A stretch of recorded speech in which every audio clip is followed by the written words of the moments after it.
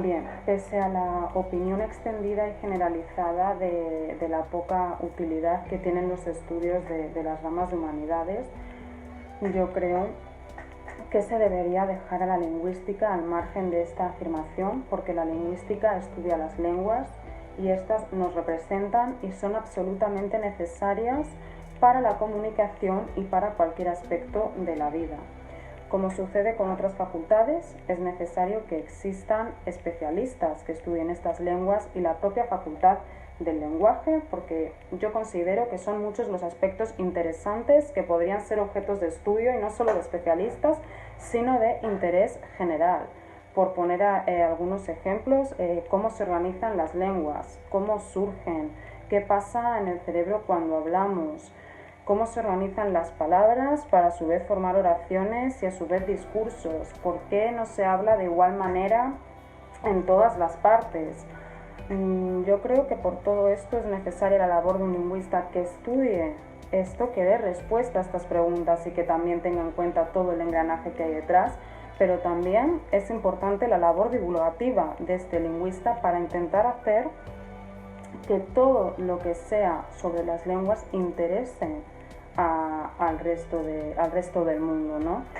Las lenguas que hablamos son nuestra carta de presentación. Por supuesto, no hay que caer en viejos prejuicios o purismos sobre que solo hay una forma correcta de hablar, pero sí que hay que mostrar un respeto por la lengua o las lenguas que nosotros hablamos.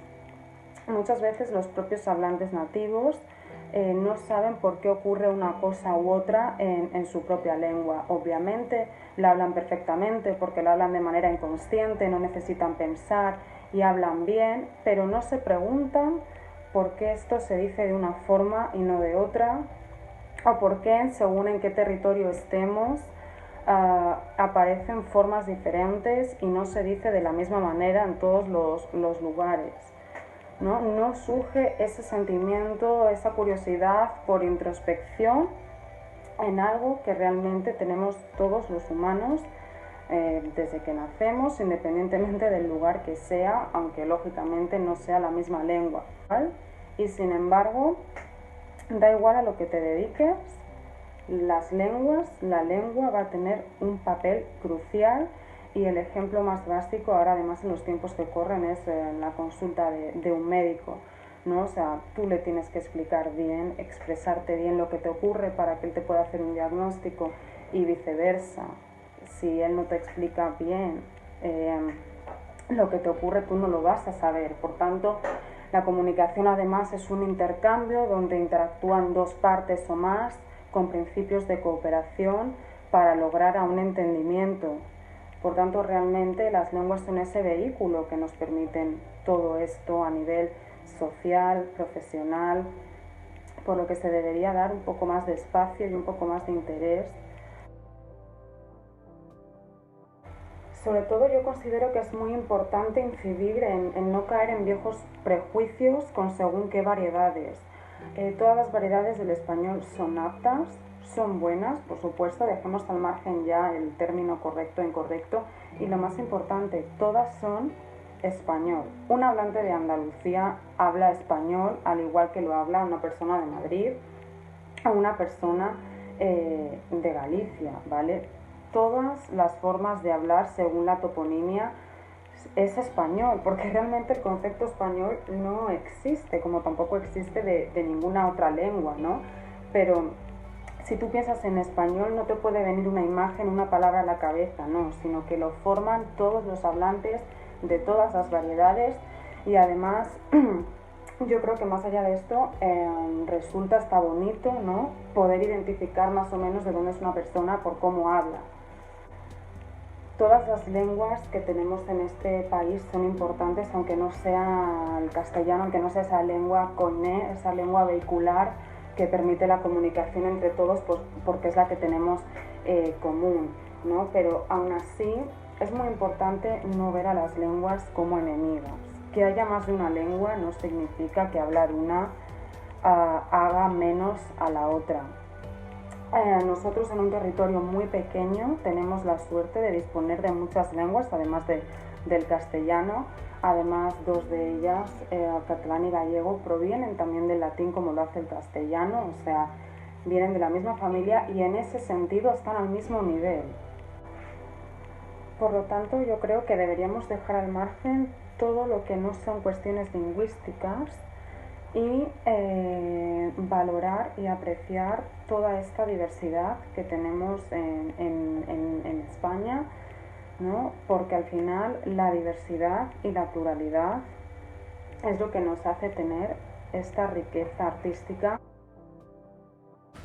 Una de las primeras clases que tuve en mi primer día de carrera fue Lingüística General, una asignatura que impartía la que ahora es mi directora de tesis, la doctora Bornocelli, en la Universidad de Zaragoza. Ella, una de las primeras cosas que nos dijo es que el lenguaje es como una trompa de elefante, puesto que tiene dos funciones que, por casualidades de la vida, han acabado coincidiendo en forma. Por un lado, utilizamos el lenguaje para comunicarnos, pero por otro lado también lo utilizamos para organizar nuestro pensamiento. También ella nos dijo que por un lado están las lenguas, que son esas externalizaciones de esa facultad del lenguaje, que pues bueno, tenemos millones, cada una tiene sus peculiaridades fascinantes. Y por otro lado está esa capacidad humana para el lenguaje, esa facultad del lenguaje que es lo que nos hace únicos. Cuando llegué a la universidad, yo no sabía lo que era la lingüística, bueno, ninguno de mis compañeros sabía qué era la lingüística, y ahora puedo afirmar con seguridad que esa primera clase de lingüística general cambió mi vida. Y conforme han ido pasando los años y los cursos, y he ido estudiando más las lenguas y el lenguaje, pues me he empezado a plantear si de verdad soy una persona de letras. Y ahora que estoy a punto de acabar mi doctorado en lingüística, puedo afirmar que no soy una persona de letras, que soy una persona de ciencias, precisamente porque soy lingüista. En mi tesis lo que hago es estudiar las palabras ambiguas, las palabras que tienen más de un significado en español. Y lo hago desde un punto de vista teórico, es decir, trato de entender qué estatus tienen estas palabras dentro del sistema lingüístico, pero también lo hago desde un punto de vista aplicado, partiendo de la óptica de la psicolingüística. La psicolingüística es la rama de la ciencia que trata de entender cómo los hablantes lidiamos con el lenguaje y trata de desenmascarar los procesos psicológicos y cognitivos que subyacen al lenguaje, a esa capacidad del lenguaje. Así, en mi tesis lo que hago es investigar cómo los hablantes somos capaces de entender palabras con más de un significado, cómo podemos seleccionar el significado adecuado, cómo podemos procesar ese tipo de unidades, cómo podemos acceder a ellas en nuestra cabeza. Y para ello lo que hago es realizar tareas experimentales en el laboratorio de psicolingüística y, por ejemplo, compruebo cómo se mueven nuestros ojos cuando estamos leyendo un texto con palabras ambiguas, o estudio el comportamiento de los hablantes al enfrentarse a estímulos ambiguos, o mido cuánto tardamos en reaccionar ante determinados estímulos, entre otras cosas. Teniendo todo esto en cuenta, creo que es interesante plantear dos cuestiones. Primero, creo que podría ser muy enriquecedor ampliar los conocimientos y los contenidos que se dan en secundaria y en bachillerato en lo que se refiere a la lengua. Podríamos plantear cuestiones que ya son clásicas en lingüística, como para qué sirve la sintaxis, cómo los niños adquieren el lenguaje, preguntarnos cómo almacenamos las palabras, qué es el significado. Y por otro lado, en segundo lugar, creo que es necesario que superemos, y ya no hablo solo de la educación obligatoria, sino del público en general, es necesario que superemos esa división entre ciencias y letras.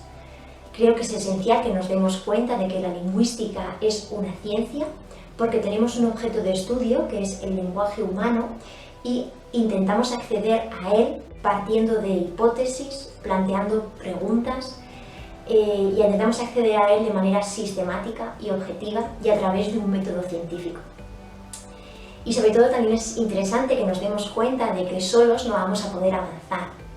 Necesitamos trabajar con otros profesionales que complementen o que llenen, ¿sí?, nuestros vacíos, nuestras lagunas.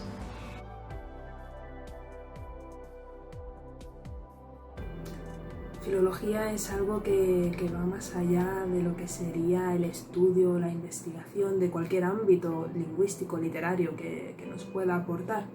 Es algo que verdaderamente es vocacional.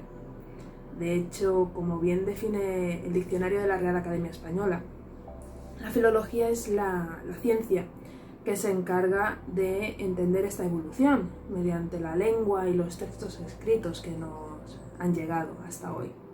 También es la técnica que sirve para fijarlos, para interpretarlos, para entenderlos. Así pues, podemos deducir que los filólogos somos los encargados de entender esta evolución, de ver cómo todo esto va cambiando, va entablándose un diálogo entre la sociedad y su tiempo, su época histórica. Pero sí que es cierto que es algo que va más allá de la lengua, es algo que va más allá de todo esto, es el correlato histórico y real con una sociedad, ver cómo estas personalidades tienen esas necesidades de evocar en sus escritos cualquier pensamiento, cualquier idea.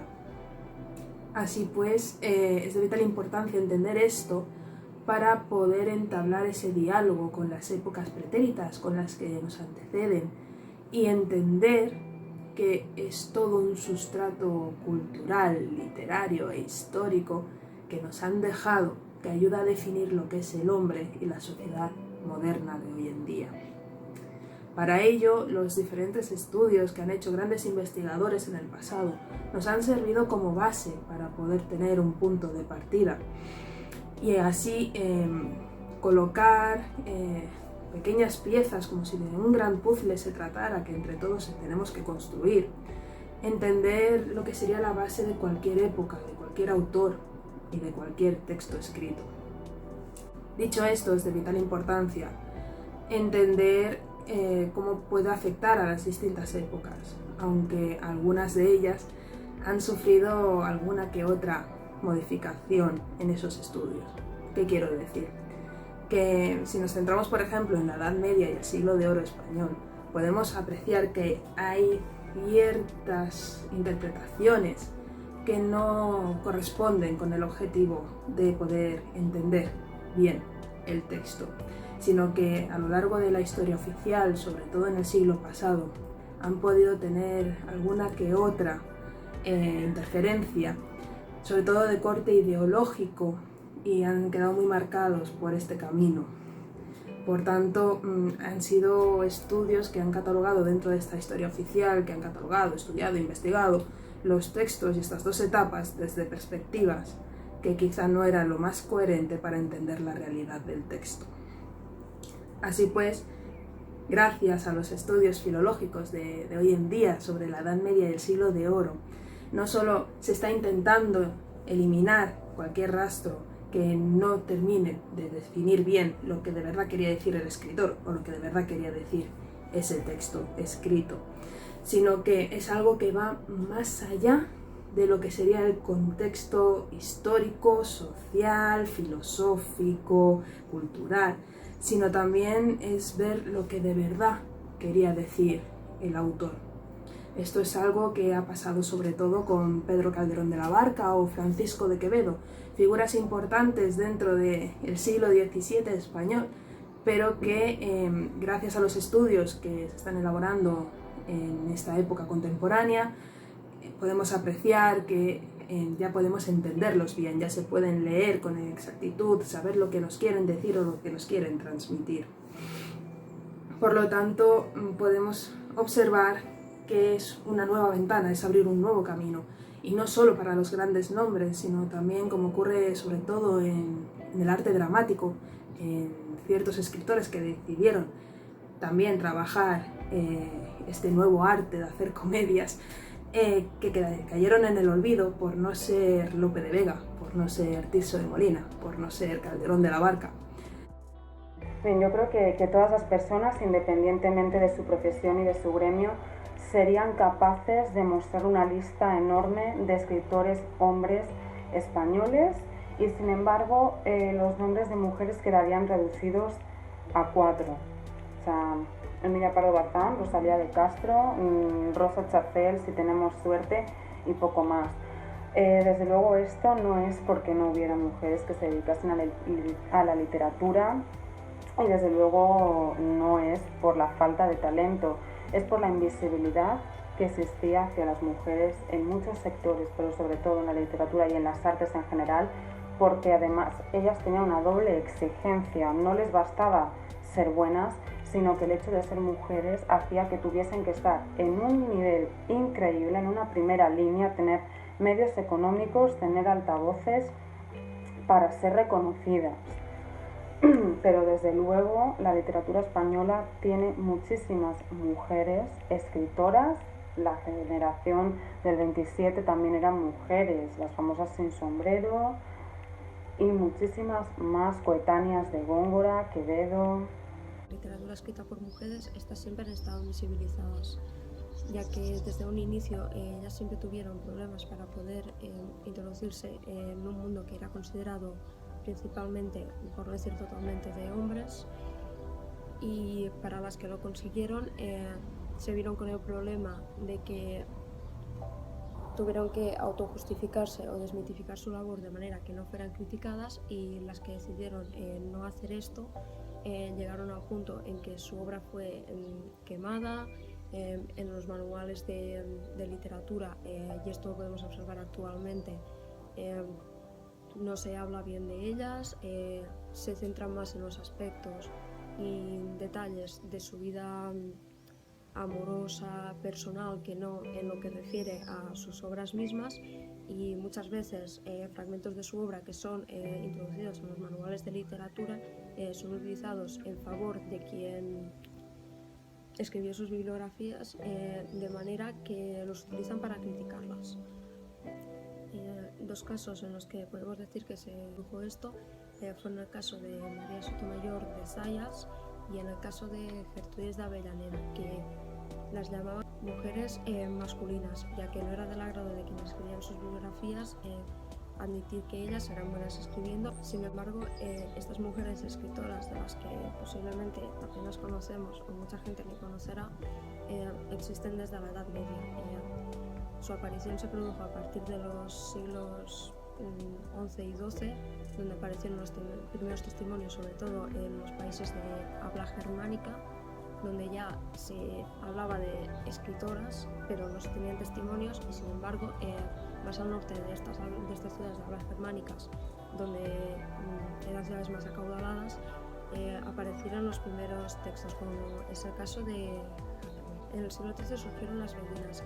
Estas mujeres eran religiosas, pero dada la evolución que tuvo la Iglesia en siglos anteriores, ellas optaron por una vida semi-religiosa, es decir, que cumplían con labores como si fueran monjas, pero no dependían exclusivamente de las instituciones eclesiásticas. Y igual que las escritoras anteriores, cuando no estaban cumpliendo con estas funciones, se dedicaban a escribir el epistolario, a la literatura a que llamamos mística. Y junto con ellas aparecieron las reclusas, que la diferencia que tenemos con las beguinas es que en vez de desplazarse como ellas, las reclusas se construían como una especie de celdas en las paredes, cercanas a las paredes de las iglesias, y desde ahí ofrecían servicios a la gente y a las iglesias. De los siglos de oro tuvimos un avance en la literatura escrita por mujeres con nombres como Catalina de Zúñiga o Francisca de Aragón.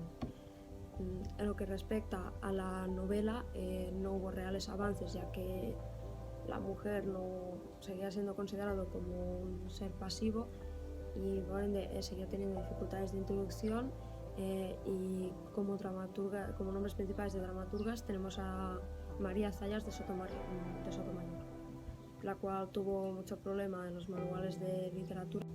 Y fue a partir de 1994 cuando finalmente, después de todos los inconvenientes y obstáculos que hemos dicho anteriormente, la mujer finalmente saltó a la palestra como escritora al lado de los hombres. La primera obra que tenemos que que dio ese salto fue la obra Nada de Carmen Laforet.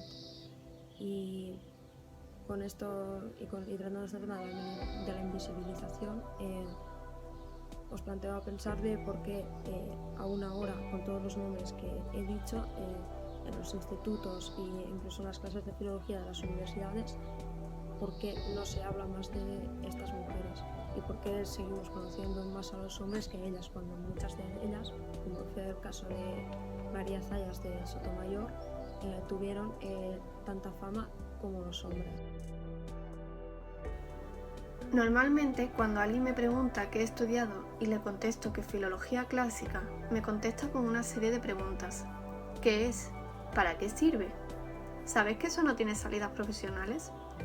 A raíz de estas preguntas, yo me hago otras tantas.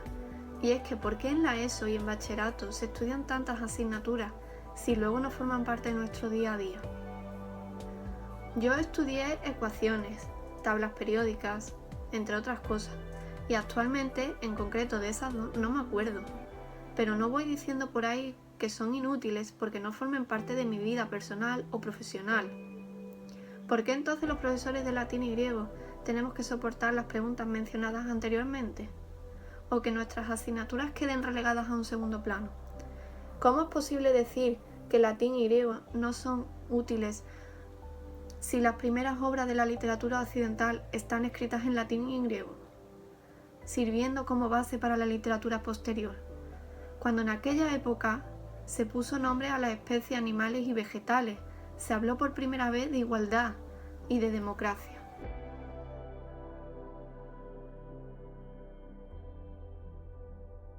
Y es que yo provengo de un bachillerato científico de números puros, lo que venía siendo física, química, biología y todo lo que conocemos como la rama de bachillerato científico, tecnológico, biológico. Y bien, yo he hecho este cambio porque la verdad soy una apasionada de las letras, del conocimiento de la literatura, de la lingüística, siempre me ha gustado leer y aprender. Y he hecho este cambio básicamente porque, bueno, todo el mundo te dice que en un bachillerato, si tienes dudas con 16 añitos, lo mejor es hacer un bachillerato científico y así te abre más puertas, más salidas laborales. Pero bueno, yo en este vídeo lo que vengo a deciros es que, por favor, si estáis viendo este vídeo, chicas que vais a comenzar una carrera, que estáis dudosas de si hacer una u otra, no os centréis por favor en las salidas laborales, sino centraros en lo que en el corazón os gusta, es lo que os tira, es lo que de verdad os va a servir en la vida y es lo que a mí me está funcionando.